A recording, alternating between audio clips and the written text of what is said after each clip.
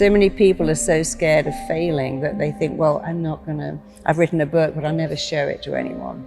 I've got an idea, but what if it doesn't work? And when they begin to see, oh, it all tracks back to a thought which I'm free to change, it's very liberating, it's very empowering. Really, the only thing wrong with you is you don't think you're good enough. But it's very simple to think a different thought, because we own our thoughts. We have to remember something. The mind has no choice but to act on our thoughts. We have an incredible choice to think better thoughts. The strongest force in all of us is we must act in a way that matches how we define ourselves. So your mind's job is to make your thoughts real. The job of your mind is to listen to your thoughts and to start to make them real.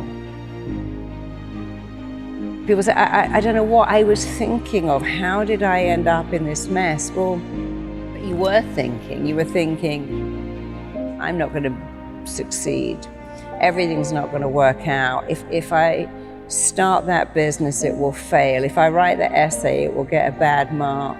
So I'm just going to procrastinate here and do nothing, and then I can't fail. And when you take people back to that, you know, procrastination and self-sabotage is nothing more than a reaction to a thought that I'm not enough. My mind believes that everything I tell it must be true, whether it's good or bad, helpful or very hurtful. So we've got to get into the excellent habit of saying, I can do this, I've got this has got my name all over it. No one can do this better than me. If they could, I can still do it my way. Somebody like Eminem, who's a great reference for lost kids, because nobody believed in him. And nobody believed he could be a rapper, but here he is, and he put his anger into rapping, and then they go, oh yeah. But that's the thing, you get to edit your story, upgrade your story, rewrite your story, change your story. Your thoughts are yours to change, you're not your thoughts, change them. So your life can change like that if you just get into the excellent habit and keep going of dialoguing better with you.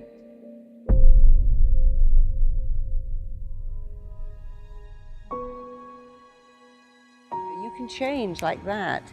Can you change in 21 days? You can change in 21 seconds if you know how. In fact, you can change twice every day, first in the way you think and the second in the way you act. You know, your life can change immediately when you change your dialogue. There are many people who've told you that. You know, I just stopped saying that. So we all get a choice. Oh, I'm such an idiot, I forgot, I got that wrong. But then even when you get something wrong, what did you learn? You know, a person who never made a mistake, never made anything, your mistakes teach you. So even when you make a mistake, think, well, I learned something. I learned I'll never do that again. You know, occasionally when I'm traveling, I go, okay, we've forgotten our chargers. Let's always keep them in our travel bag. Let's always keep them there. When you make a mistake, it usually enhances your education if you learn from it.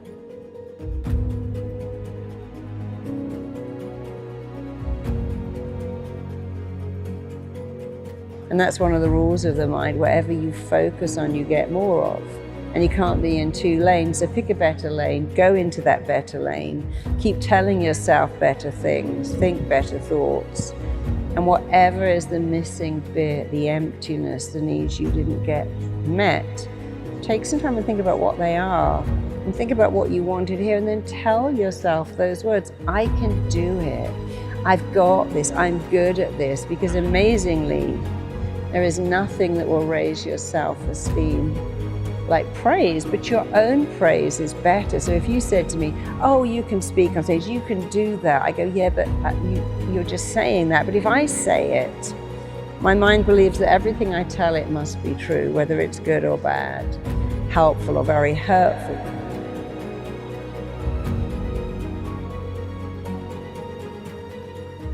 have the words you want to hear, what I call the missing bit. What have you been longing to hear? Well, don't give that away and don't give that up. Start to say it yourself because it sinks in. Whoever's saying it, it sinks in. But when someone else says it, they might have an agenda. You're great, could you lend me some money? But when you say it, there is no agenda. Think of your unmet needs. The emptiness in you is what you didn't get as a kid. You didn't get love, you didn't get praise, you didn't get recognition, you didn't get celebrated, you didn't even get gifts, and that's horrible, but imagine if you could start to say those things. I matter, I'm significant, I'm lovable, I'm worthy, I'm enough. And then you'll start to fill up that emptiness. The not enoughness becomes enoughness. And actually, when you do it yourself, it's way more powerful anyway because you have no agenda.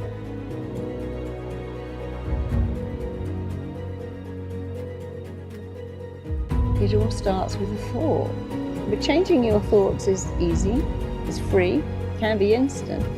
And so I really like to simplify what makes humans tick, because what's the point of making it complicated? How does that help anyone who says, well, I'm messed up and so hard to change and people can't change? It's like, well, that's not correct. Who taught you that? From the minute you're born, you're changing.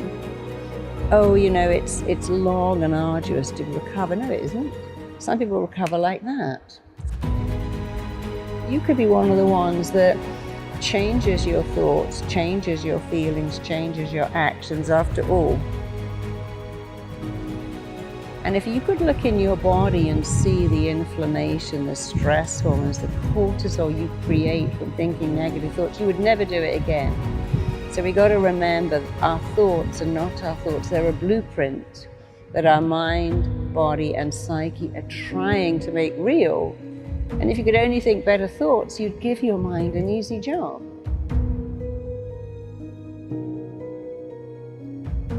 Your lovability's got nothing to do with the numbers on the scales or the numbers in your clothing label or the numbers on your birth certificate or the number of your followers. So we get very consumed by the number. I need to be thinner, taller, smarter, better grades, more followers. And you've got to stop all of that and just believe that you're great, and you can be even greater when you stop defining who you are by what the numbers say. And so we all have a gift, and I think your challenge is find out what you love to do and become brilliant at it. And we've all got something unique that we can do.